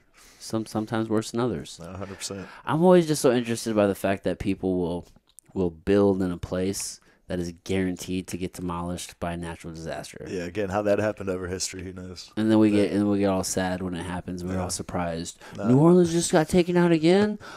What? Nah, I've always said I don't think we're a species that's meant to last. I really don't think we are. Like I don't think in general we're smart enough. I don't think we make good enough decisions. Yeah. So. How the hell we've been here this long? I don't know, dude. For real, though. We do some cool stuff though. Oh yeah, we do. Yeah, we do. I mean, we're pretty incredible. So. Do you keep up with like the metaverse, or have you seen any of this stuff I've what's heard going a on little in bit this digital world? about that, but I truly don't know enough about it to actually keep up. I think, like from my understanding, it's meant to be like a virtual world. Essentially, right? Yeah. Yeah, I don't know the details, but yeah, could you imagine living in a virtual world? Okay, no, so that sounds weird. And I also saw something along the lines of someone buying property in that. Yes. So how exactly does that work? I don't know, dude. Digital property, that's the thing. This whole NFT shit where essentially like an NFT is essentially like a digital stamp of ownership. I think right now they're applying it to artwork, but it can really be anything in this digital space. And apparently, let's just say you plug into the metaverse. There's going to be like all these different worlds like within the place. So you're not even going to have access to all these things. So I think that's where the whole digital real estate's coming into play. Let's just say they're going to build this place. I think there's this one place called Sandbox or some shit. Snoop Dogg, the rapper Snoop Dogg, he has property in that place. So let's just say you know for a fact when Snoop Dogg plugs into the metaverse, this is where he's going to be.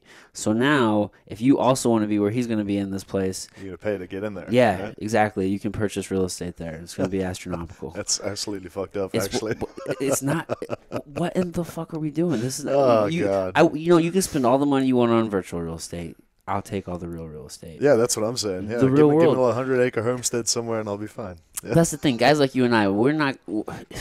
Have you tried any sorts of like virtual reality at all? Have you put on the headset? No, dude, it's wild. No, I've done the Wii. That's about it. So I tried it at Dave & Buster's, and it was okay. It was pretty cool. Like there was a video game for like Star Wars. It was pretty interesting. But then I also tried one of these like home like Oculus headsets.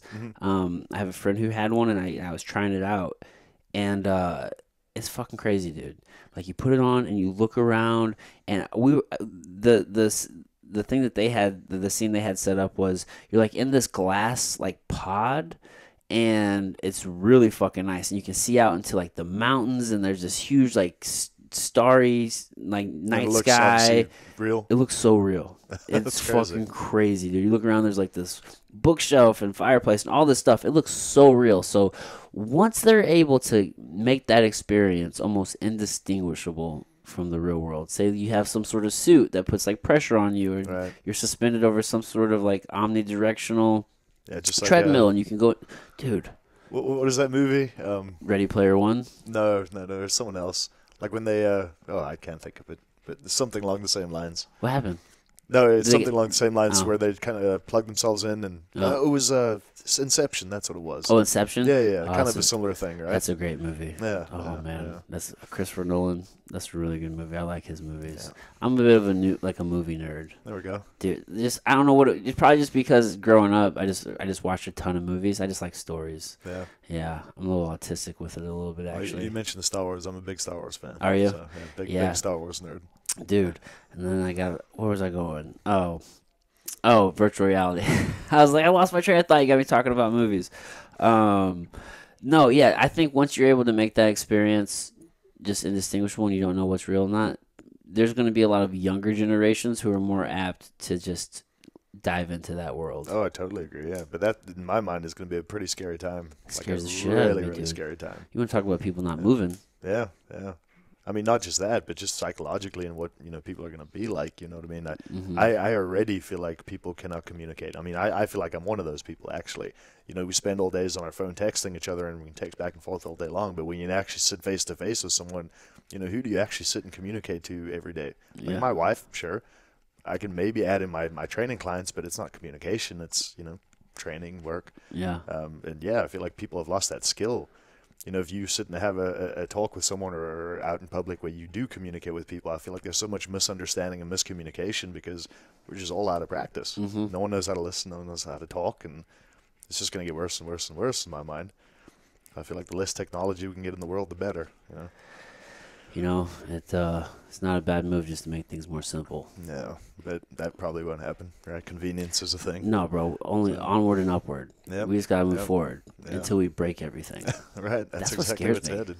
That's what scares the shit out of me. Yeah, I mean, I never thought about any of that stuff at all until obviously I had kids. And now, I feel like I spend my entire day just thinking about that type of stuff. Yeah.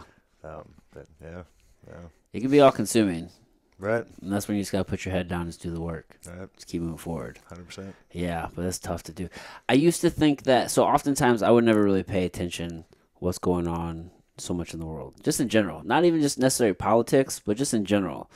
Because, when you're younger and you're just all consumed with what you have going on, it's really hard to have perspective outside of your own world.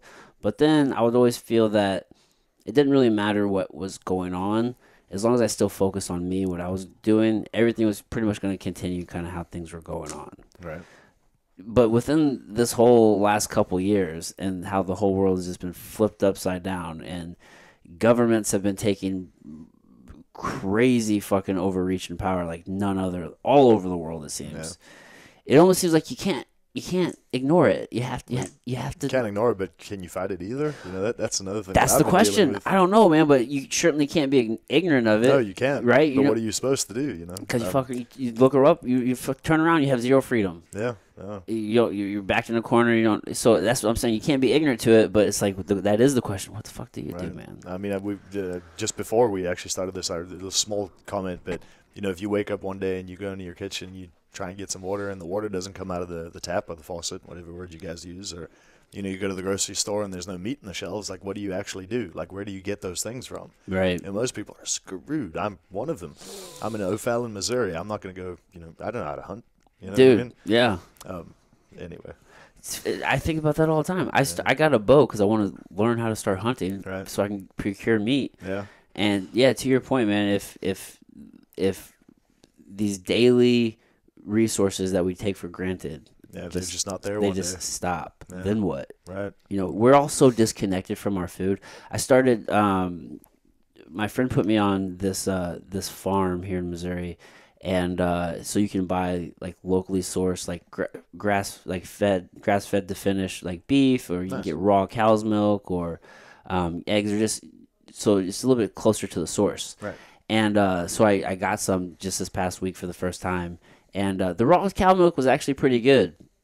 But what I've realized is that we're all so disconnected from our food. And we don't have any relationship with our food. We don't know where it comes from. Nobody kills anything. Right. No, you have no image of that. You just get it prepackaged on styrofoam, nonetheless, and in plastic. That's so far removed. Yeah. I think most people nowadays would probably be more comfortable taking something and eating it from a little cardboard package box than they would, a nice cut of beef or cut of chicken or I got some liver. Yeah. Do you do organ meats? So I'm a big of a fan of liver, but my wife hates it. She cannot get over it at all, so we never end up having it in the house. Yeah, it's hard to find, actually. Yeah, so chicken livers are pretty easy to find. Yeah, those are easier to find. Actual, like liver from a cow or something. Yeah, this is like a beef liver. Yeah, like you gotta know where to go. Like you can't just go to your grocery store usually and get that. Yeah, chicken livers is what I usually get if I ever do get any, just because they're usually easier and convenient to get. So I'm gonna try to eat it raw. There we go. You ever Liverkin style? I would do a little bit. That dude is for sure not only eating raw meats. Oh no, he's definitely trending really hard. I look at him, I'm like, dude, you look like you're about to have a heart attack, bro. Like, he's an interesting dude. He's a wild man, dude. I like following him though. Oh yeah, very very entertaining. I'm definitely gonna try the raw liver. Yeah, so I'll leave that to you. I think I'll cook mine. Yeah, I'm gonna make some liver and onions too, but I'm gonna take a little piece. I'm a real texture guy. I don't like. The texture of that's gonna fuck me up, but I just just to try it out just a little bit. I mean, it's got to be healthy for you. So why? What reason? Just for like the health? Yeah. Okay. Pretty much. Oh yeah. So I mean, dude, growing up as an athlete, a lot of my mentality with nutrition was I don't care if it tastes good. Right. It's just it's fuel. It's serving a purpose, right? So I'm just gonna take the same mentality with that, because I mean organ meats are so good for you. They're so nutrient dense. 100%. And if we have the digestive enzymes to break them down, we're able to do it. It's not going to make me sick. Right. I mean, obviously it's not going to be pleasurable. I'm not going to make it a regular thing, but I'll try it. No, for sure. Hey, if it's for health, I'm all for it. Yeah. Dude, have you seen that movie? It's an old movie, not super old, with Leonardo DiCaprio. Fuck. What's that movie where he got mauled by that bear? Oh, that was a great movie. I want to say Rendition, but I don't think that's the name. Oh, I can't think of it right now, but I know what you're talking about. I know. White or something. Oh, we're gonna look it up, bro. We got a second.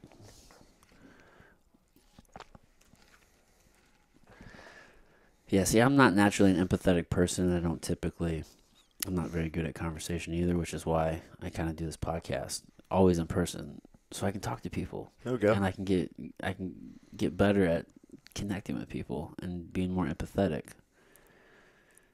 Well, it's definitely something I need to try and do a little bit more often myself. It's hard to feel sorry for people, especially when you don't ever feel sorry for yourself. Yeah. Damn.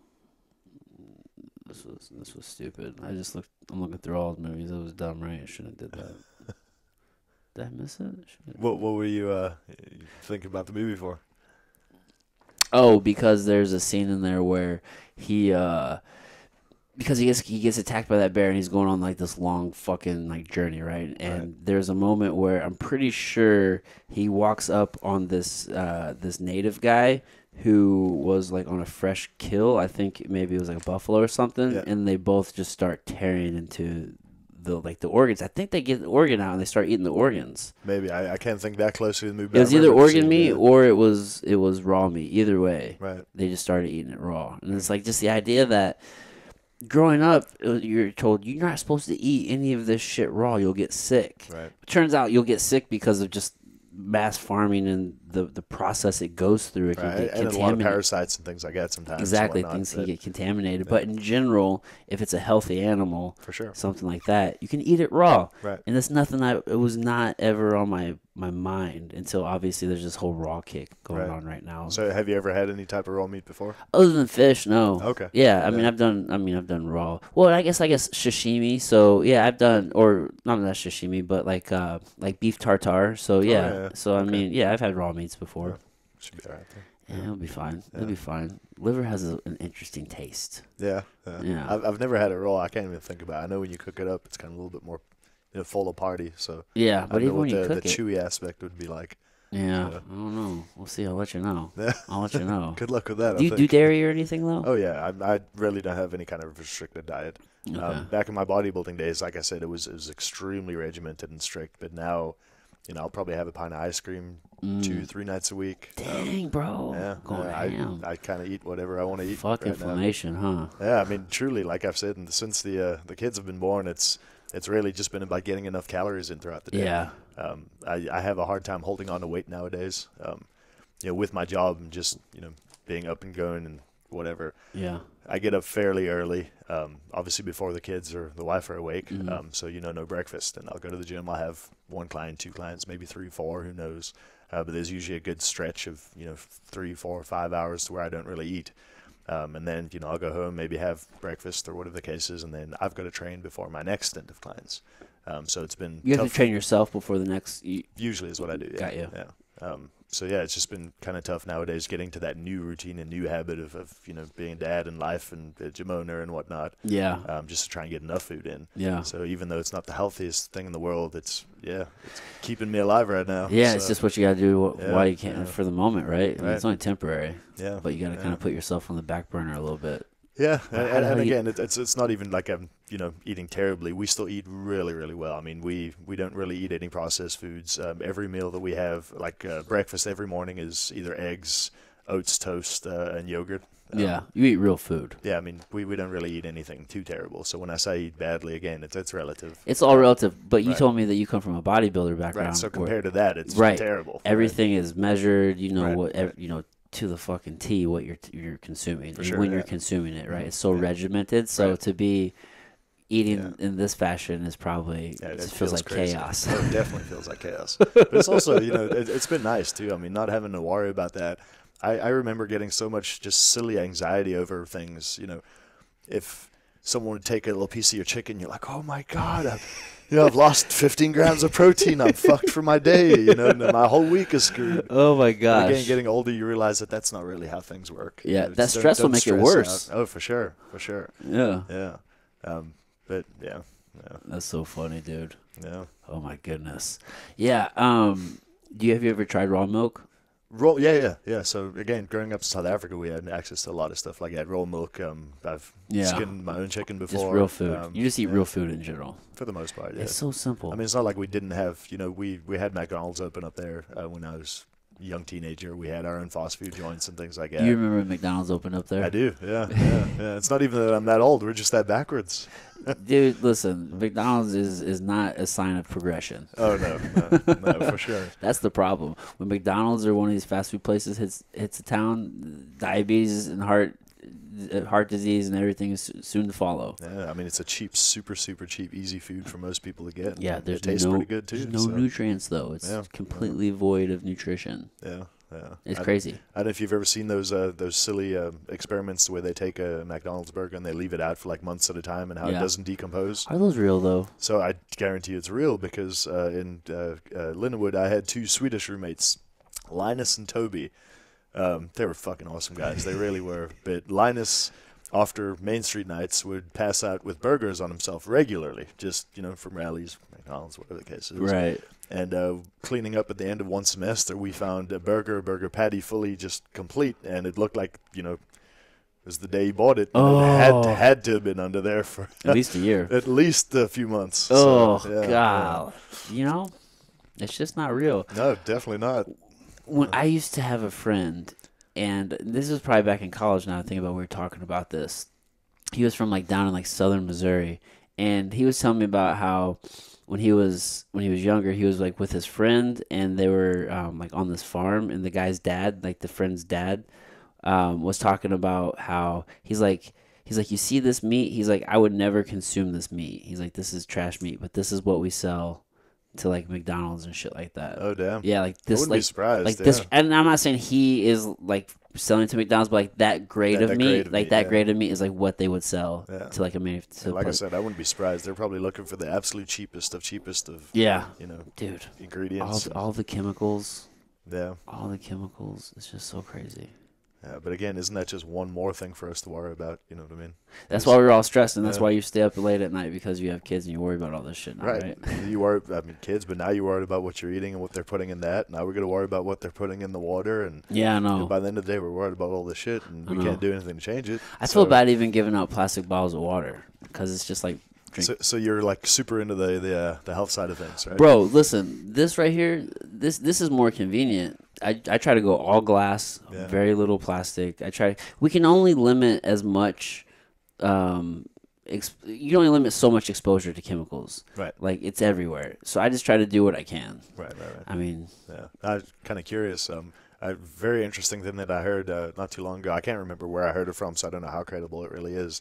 But apparently there is nowhere, not a single place in the entire Earth right now, or on the entire Earth, if you go and take a sample of soil right now, that is not contaminated by something. Yeah. Which is pretty crazy. And they're talking about, the most remote place in Alaska, the most remote place in Antarctica. You take a little soil sample, and that's crazy to me. Yeah, dude. Apparently there's something I don't know what the number is, but there's a good number of of chemicals compounds that they don't decay, they don't go away, right? And a lot of these have been used by companies, and they got grandfathered in or whatever. Teflon. I just watched this movie about Teflon, for example. It was originally used, this chemical, to coat the shells of tanks. Oh, no. Yeah, the bullets for tanks. So they would coat those, and then they're like, "Oh, this is so awesome! It's waterproof." And then they just started using it for everything, and because it's in a lot of cookware and different things. And now something 90% of the world's population have those chemicals. has Teflon in them or something like that. But yeah, there's a number of chemicals that don't break down, that are just still in use or have been in use for a long time. That's crazy. It's just the short-sightedness of people is so crazy. And then the company, I think it was DuPont maybe, whenever they found out, which was very early on, that this is an issue and this chemical doesn't break down, there's a napkin, I guess, that was found as a part of the records, basically it basically just sells, we need to sell as much as this is fucking possible until we can't. Jeez. The moment that they found that was the business plan. It's just so crazy, man. Yeah, the amount of chemicals that are everywhere, and how greed will just drive human behavior and not give a fuck about the rest of us. Yeah, I truly can understand both sides of things. If you were in their position, why not? Because it's a bad thing to do, bro. I'm never going to know any of you guys. I get it. I'm not saying I would, but... Just make as much money as possible. That's how people think, though. Some people for sure think like that. No, it's all about profits. Profits. And that's the reason we're in this issue right now. And again, going back to what we said earlier about training and kind of my tie in there, but, a lot of new trainers nowadays will, try and get 20, 30 people into a boot camp class, for the higher energy and things like that, because they want the extra money, they want the extra numbers. Yeah. And yes, people are moving, but, you're not giving this person any attention. They're paying you just for the sake of being here right now. They're not getting any training. They're not getting any better or any more that they would have gotten watching a YouTube video at home. Right. So, yeah, I think people, when they do reach out for coaches and go to new gyms and start new things, seeing who's actually been there and done that, seeing who has the experience, not just, who your friend knows or, who the cool person on social media is. I think people need to really, really take a little bit more time in their own lives with everything and just, research a little bit more, learn a little bit more, invest yourself a little bit more in whatever it is that you're trying to get better at, whatever it happens to be. Right. And if I wanted to come and potentially, train with you guys at jiu-jitsu and I wanted to get any better at it, I'm not just going to go to the strip mall down the road here. I'm going to say, hey, have these guys, had anyone that competed? Did they do any well? Do they kind of know what they're doing in that sense? And I'm probably more than likely going to go there than, the place is brand new that has never had anyone compete out of their gym ever, Yeah. But yeah. Just do a little research. Right. Yeah. Like with everything, though. Yeah. Don't just take, the news or your friend or, everyone's word, Yeah. I say that to a lot of the kids I train, too. Like, I'm going to say a lot of things in here, and I don't want you to believe me. I want you to go after this and research it for yourself. And next time, come in and tell me what you learned. You're right. Because I feel like, again, that's how we learn and develop. If I just keep telling you information, you take it in like a little parrot, you're not going to learn anything. You're gonna know the words. But, yeah.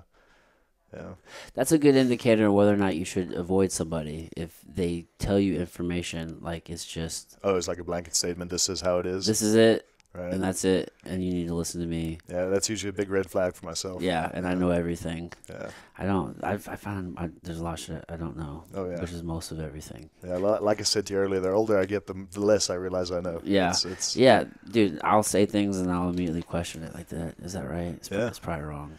Well, we're busy doing a new website for the business now. We're trying to change our name very slightly. But I've been going back into some of my older things. I used to write some articles and things like that. And, the old me and the things that I said, I'm wanting to kick myself right now because, I was wrong, just plainly just wrong. And I thought that I was so right. You know what I mean? Yeah. But, yeah, I guess everyone goes through that. Everyone learns. Yeah. You just learn to, I guess, like you said, not put blanket statements over everything. And yeah, it just is what it is. This is what we do as humans. It makes life a lot easier. Right, it is. You can only... To generalize. Yeah, for real, just to open up that mental space. Right. For real, man. You can only do so much in a day. 100%. Dang, what time do you wake up? You wake up really early. 4 every day. 4 every day? Yeah. Okay. Yeah, blessing and a curse there. I love the early mornings, don't get me wrong. I've woken up early my whole life. Yeah. Yeah, I've been such a routine and a habit now that if I go to bed at 1 o'clock, which I don't, I would still wake up at 4. Mm-hmm. So my sleep ends up getting a little affected there. Yeah. But yeah, we generally don't do too bad. I mean, we're usually in bed by like 9:30, 10 at the latest. And then I'm up at 4, so I feel like I get enough sleep. Yeah. You sleep all night? Yeah, for the most part. I mean, sometimes the kids will wake you up a little bit. Yeah. But that's changing. That's changing. It gets easier. It gets easier. I hope so. It can't get any worse. So until you're just losing sleep because they're teenagers and then they're out. Oh, no. I can definitely wait a long time before that. It's my little girl, when she hits her teenage years, I don't know. You got a long have time. to build her a tower outside and walk her away. I don't want to wish that on you. Got a long time. You got a long time. They're about to be really cool soon. Yeah. Dude, when they're probably around 4 until 9 or 10, they're really cool. Even up to because I'd say once they hit middle school, they get a lot less cool. Right. A lot more attitude and. Yeah, man. It's just maybe it's just also because they're starting to try to figure out who they are a little bit more, kind of like their place. Yeah, I can understand that. Yeah, so they just start acting differently. Yeah. You know what I mean? But whenever they're little, you're the rock star. Yeah. They're happy to see you. Oh yeah. Well, Hendrik now, my son, he's such a fun age now. He's starting to really talk a whole lot more and question things just a little bit more. And push his boundaries and his limits a little bit. So, he's starting to say no for the first time. So you'd be like, hey, do this or don't do that. No. I don't think I want to, kind of thing. And he'll go off and do his own thing.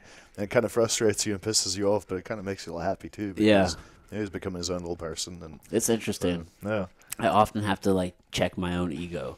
Oh yeah. Especially with my son this morning, for example. I feel like I talk about my son probably more often than not nowadays because he's the teenager one, and it's just interesting dealing with him at this age. But I don't think he slept very well last night, so he just woke up. He's kind of cranky. Yeah. I was like, you little fucking asshole! Why are you being such a dick? Well, he's his own human. He didn't sleep well. He's just not in the best of the mood. He'll probably be just fine when he gets home. So, but there's a part of me that just wants to be like, be happy. Quit being a little asshole. What the fuck is wrong with you? Oh yeah.